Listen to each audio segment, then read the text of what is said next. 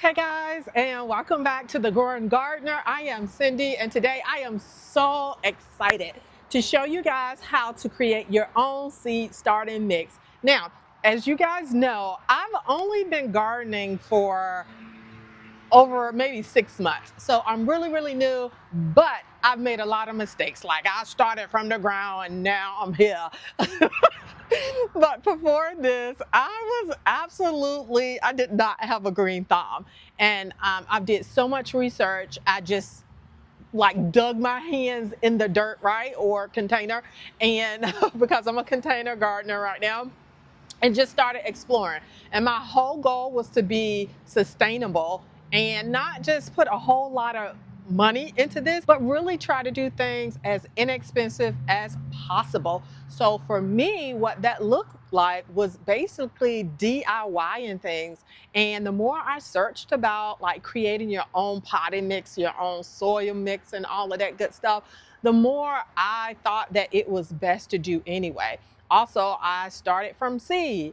There had been times where I would just go and get the seedlings already from the store, but those things are like $5, $2, $3. So you would go broke, especially if you don't know what you're doing. That is why we are going to create our stuff ourselves. And today I am going to show you. So here are a list of things that you're going to need or that I suggest that you need. First, we're going to start with our cocoa core, and this is what cocoa core looks like. Now, I will say that initially I started with peat moss, and even my research told me then that this was a better item to use. However, I couldn't find it at my local store, and at the time I really needed it, so I bought the peat moss. I don't regret it, again, because you don't know until you use it, right? The peat moss worked pretty well for me. However, this not having much space is so much easier to keep up with this than that big bale of peat moss that I bought, right? Other than the fact that this is a natural resource, peat moss is not. And so if you care about the earth, you would use cocoa core. Anyway, I have my cocoa core. We're also going to be using compost. I use the black cow compost. So we're going to be using the cocoa core, the black cow compost. We're going to be using some bone meal. We're also going to use the alfalfa meal, and we're going to use some organic perlite. Now, normally I will also use a seaweed. However, again, I waited too late and I really need to start on this seed starting mix so that I can start my seedlings for the fall.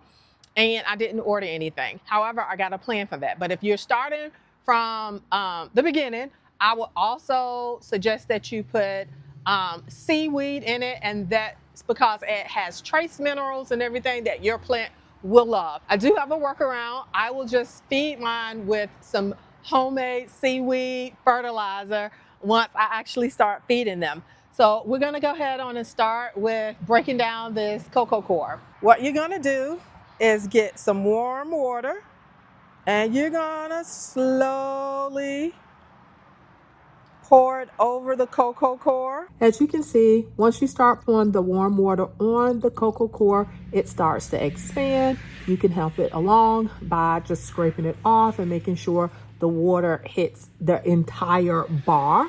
And as you scrape it down, you can see how much more water you need as well. It says to let it sit for about 30 or 40 minutes or so. So we're gonna let it do that, but I have something else that I can do. My seedling trays are dirty, so we are gonna go and wash those out. So what you should know, my recipe is based upon a half-a-gallon mix. So 2 parts cocoa core, 1 part compost. What I did in this video equals up to a half a gallon. If you need to make more, all you have to do is double the recipe. In addition, I did use 2 tablespoons bone meal because I didn't have the seaweed. But my original recipe is based upon a tablespoon and a half, but I did use 2 because I didn't have the seaweed. Lastly, but not least, the recipe in its entirety is given later on in the video.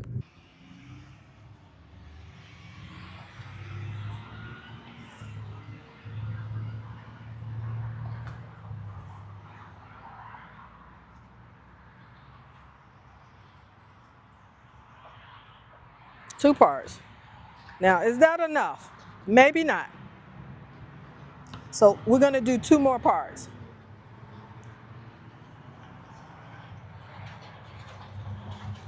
All right.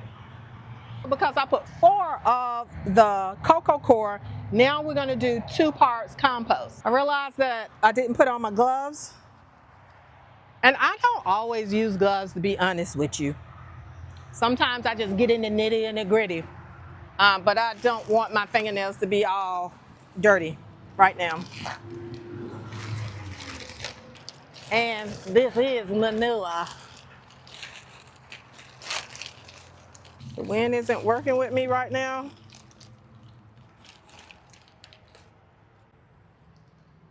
All right, so that's 1 part. And that's 2 parts. And I don't know if you can see this, but there's a little snail. We're gonna leave it in there. Good microorganisms. All right, so now we're just gonna mix this up.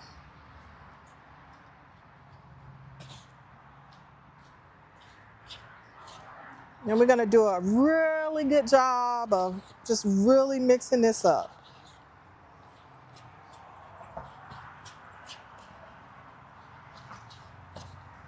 All right, I think I'm gonna go ahead on and take these off for now. So next we are gonna use the perlite.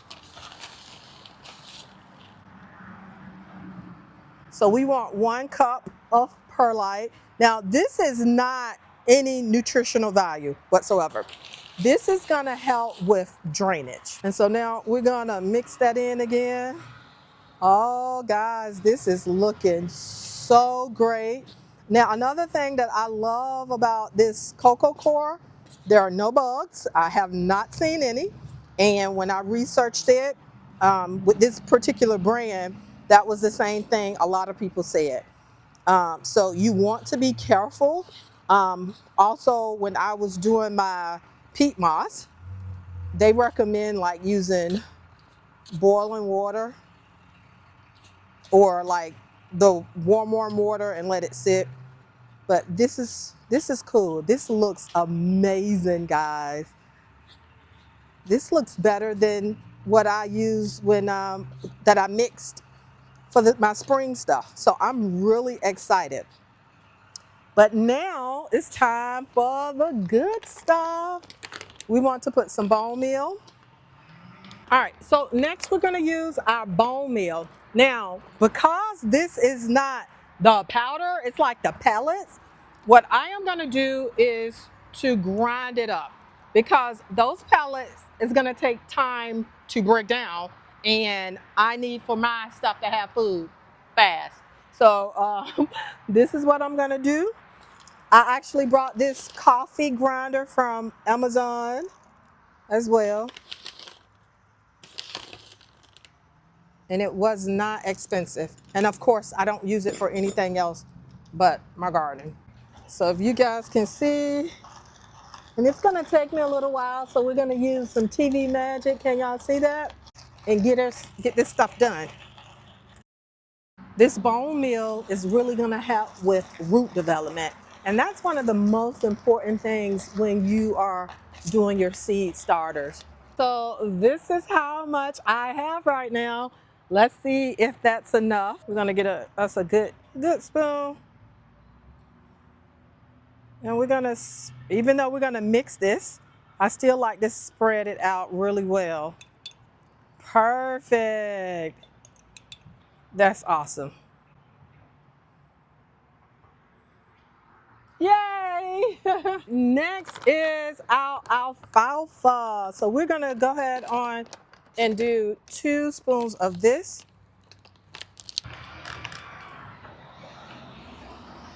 Make sure you don't inhale this stuff. That was powdery. So again, I am just gonna Spread it out.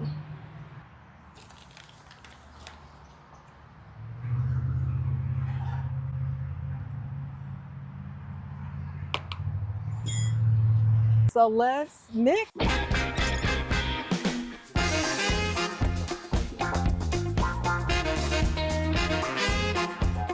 Look at this. This is really good mix. So when you think about seed starting mix, it is really light and airy. This is really light and airy.